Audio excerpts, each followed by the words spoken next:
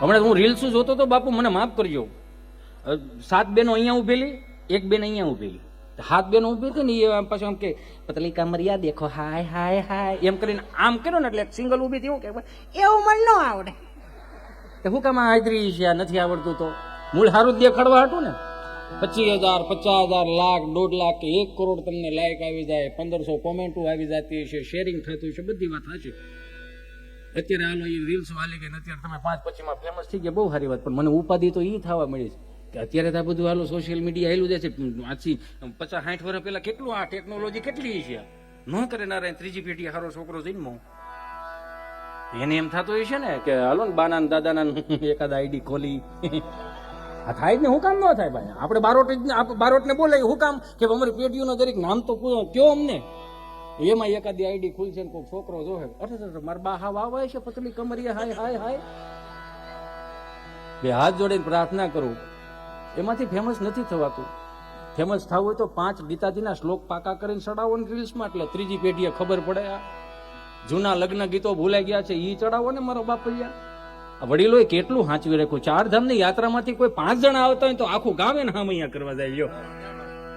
5 જણા ખાલી જાત્રામાં ગયા હોય તો આખું ગામ એના હામૈયા કરવા જાય ને. એમાંય બાપુ મેં જોયેલું છે, કોઈ 30 વર્ષનો છોકરો એ 4 દાદાઓને 4 ધામની યાત્રા કરવા ગયો હોય તો 80 વર્ષનો દાદો હાલી ન હકતો હોય, મેલા ઘેલા કપડા હોય, હજી તો વાડીએથી ગાડું છોડીને મૂકી રહ્યા હોય, મેલા ઘેલા કપડા, ખાલી દોકડ ને ખાલી મંજીરું એ લઈને એના હામૈયા કરે. 30 વર્ષના છોકરાને ગામડાનો ભોળો દાદા 80 વર્ષનો દાદો એ 30 વર્ષના છોકરાને પગે લાગે એટલે છોકરો કે બાપા મને હું કામ પગે લાગો, મને પાપ લાગે. કે ના બેટા ના, અમારા ભાગમાં 4 ધામની યાત્રા નથી લખી. 80 વર્ષના થયા તો આ તો 30 વર્ષનો 4 ધામની યાત્રા કરીએ, અમને પગે તો લાગવા દે, અમને પૂન મળશે. આ ઈ ભાવ એટલે કહેવાનો ભાવ કે 4 ધામની યાત્રામાંથી વડીલો આવે ને એના જે ગામડાના વડીલો હામૈયા કરવા, હાવ દેશી હામૈયાથી. મારે તમને 5 થી 2000 નોટની સફર કરાવી છે.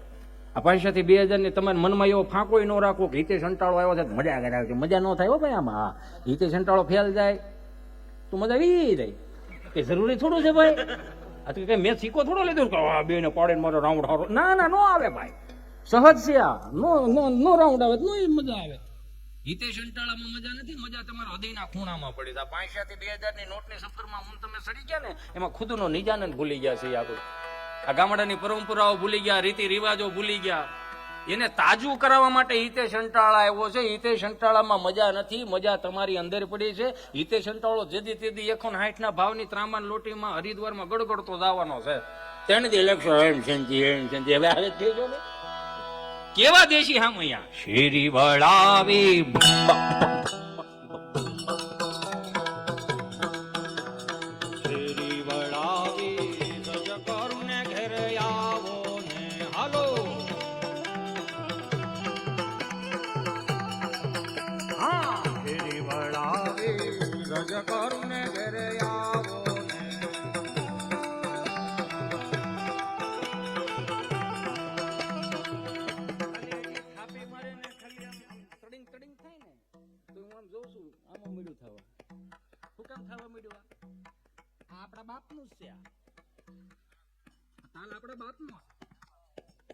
ભૂલી ગયા નું રીઝન હું નવા સંશોધનો થયા ને એમાં ભૂલી ગયા.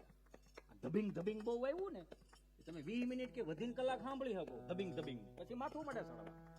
બા હોય ને બા ખાટલા પડ્યા છે આવો હું ગોકેરો સડાયો એ બધા કેતા છે ને સાંભળી છે.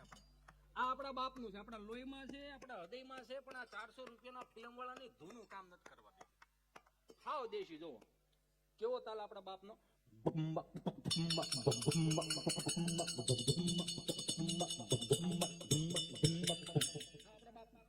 પછી નવા સંશોધનો આવ્યા, પછી ધીમે ધીમે આ બિચારું ડટાતું ગયું, દબાતું ગયું.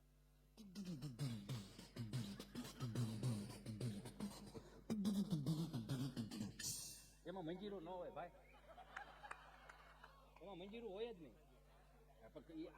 આ મંજીરો છે એ ઓલી ડીશ હોય ને આવડી હોય.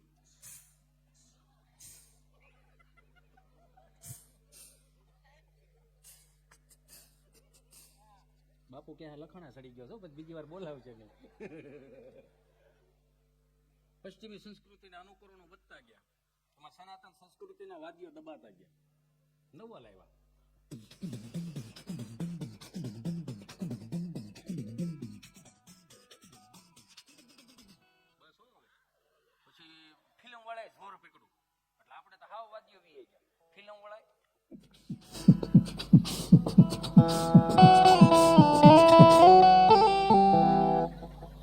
બોલીવુડ નાઇટમાં બોલાવજો આવડા. અને હવે તો હાવ બાપુ દાંટ વાળ્યો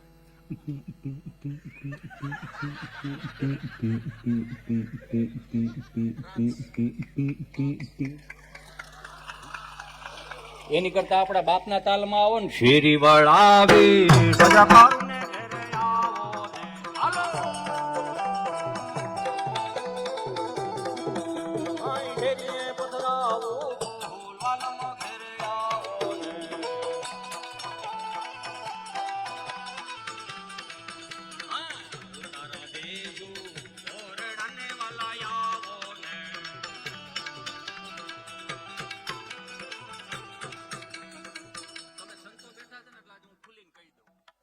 અને જાહેરમાં કહી દઉં, લાઈવમાં કહી દઉં, ભાઈ મને સાહિત્યના શની ખબર નથી.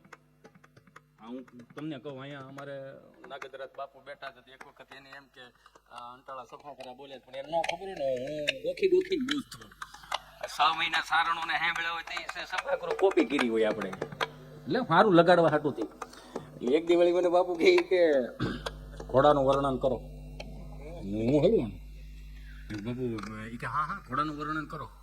શું બાપુ બાપુ મારે ઘોડાનું વર્ણન ન થાય, હું પટેલનો દીકરો, અમારથી ઘોડાનું વર્ણન ન થાય. અમે ગમે બધાને એક જ બાંધી, પહેને બળદિયાને ઘોડાને બધાને એક બાંધી, નીણી એક જ નાખી, અને હવે પાવા જાય ને તો બધાને એક જ પાવા લીધી. અને એમાં કદાચ ડેલીની બારી કાઢીને કદાચ કૂતરું બહેન ઘોડું તબડક તબડક તબડક તબડક તબડક વખત ને માથે જતું હોય તો હું જવા દઉં. આપણે પાછું વળવાની ખબર નથી, કેમ પાછું વળવું, પાછું વળવાની ખબર નથી પડતી, તો એમાં ખાસું કેમ વાંધો. અહીં ફાંકા મૂકીને સારું લગાડીને કદકતિયા કરીને વિયા જાય, પછી કે બહુ મજાનો માણસ. પછી અમારી પાસે એવું જીવન ન હોય તો શું કરો, એટલે જે હોય સોખું કહી દેવાનું. મને સાહિત્યના શની નથી ખબર પડતી, પણ મને એટલી ખબર પડે છે કે ગામડા ભાંગ્યા ને તે એક મહાનગર બન્યું.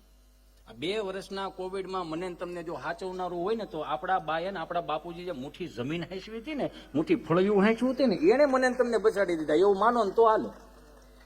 ક્યાં જેવા તેવા દાદા નહોતા જે હામૈયા કરતા. 500 માણાની જાન આવી, 150 માણા વધી ગયો ને, કદાચ ભારતીય બેઠકની પંગતો પાડવામાં આવતી, થડીંગ થડીંગ લાડવા મૂકે. હવે આમ જે લાડવા દેતો હોય ને આમ જોવાય હોય, ખાલી આમ ખાલી ઓલું નેપકિન હાટુથી હારેતમાં જતા અમે ક્યાં દે છે ઘણા, ખાલી નેપકિન હાટું આમ થડીંગ થડીંગ લાડવા મૂકી જતો હોય ને, તે બધા વડીલોની એક પંગત હોય ને, આવી રીતે આમ બેઠા હોય ને, એ ટીશન મૂક્યા હોય ને, અહીંયા આમ લાડવો ભાંગવાની તૈયારી કરે ને, કે આ જુવાન કોણ, તો કે ફલાણા ભાઈનો દીકરો છે, કે હા લોટકો જુવાન છે, જીવરો જુવાન છે. અરે પણ કામનો જીવરો તો જો, તો કે કેટલા ભાઈઓ છે, તો કે 5 ભાઈઓ છે, તો કે દીકરો કઈ વરાયો બરાયો ઘર બર, કે ના બાકી, તો કે ફલાણા ભાઈની દીકરી એને દીધી હોય તો કેમ રહી. હજી તો એક લાડવો ભાંગ્યો નથી, બીજા લાડવાનું ગોઠવતા જાય છે. આ એક જોયા જેવું, તો એ બાયોડેટાની સિસ્ટમ નહોતી. સમજો ને હું શું કહેવા માંગુ. પછી વાહે બરફી વાળો ધીમે ધીમે બરફી દીધી આવે, તો કે બોલો છોકરો રોડો રૂપાળો છે, 50 વીઘા જમીન છે, 3 ભાઈઓ છે, તો છોકરો શું કરે, તો કે સુરત હીરા ગણે છે, 8-10 હજારનું કામ કરે, તો કે ફલાણા ભાઈની દીકરી દીધી. એમ પછી ધીમે ધીમે બધા આવતા ગયા ને એમ મોડલ જોતા ગયા ફેશન શોની જેમ. એમાં બિચારા 2 જણા વાહ રહી ગયા, એક ડાળ વાળો ને ચટણી વાળો. એટલે ધીમે ધીમે થઈ જાય બધાનું. હજી થઈ જવાની ફૂલ તૈયારી હતી કે બુફી આવી ગયા, કોણ ખાઈને વી ગયું હજે જ નથી. બાપાને પીરણા દેવા જવાના, એટલે જે ગોઠવતા હતા એ તો ઘેરા બેઠા. તમે સમજાય એક વાત, જેમ જેમ ટેકનોલોજી, એટલે કે સમયના આપણે એમ કે સમય બગડ્યો, સમય નથી બગડ્યો, સમય ન્યાનો જાય છે, માણા બગડ્યો. જો સમય બગડ્યો હોય ને, સમય જો બદલી ગયો હોય ને સમય, તો હું તેમ કહું આંબે તરબૂચ આવવા જોઈએ.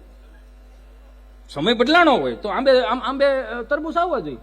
આ 500 માણાની જાનમાં 150 માણા વધી જાય ને કોઈક જુવાનીઓ આવીને એમ કે બાપા આ 500 માણાની જાનમાં 150 માણા વધી ગયા. ભીખા બાપા તમે જોવો તો ખરા, શું કરશું? આ મોહનથાળની એ ઢેફલી હોય તો 1 ની 2 થાય, બરફી હોય તો 1 ની 2 થાય. લાડવાનો ભૂકો કેમ કરો? ભીખા હતા એવા 5-7 પુરાણ ડાલામાં તું માથું માથે પાકડીને આમ તમને કહું લાડવો થોડો ઘટે.